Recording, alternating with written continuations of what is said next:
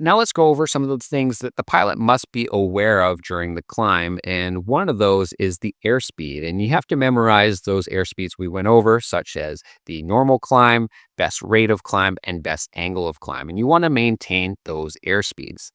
Also, you're going to want to really make sure you have your eyes on the instrument panel and make sure that you do not overheat the engine, as that could put the engine in jeopardy and thereby putting lives in jeopardy. And another thing the pilot has to be aware of is the mixture, especially at high altitudes as the air is thinner.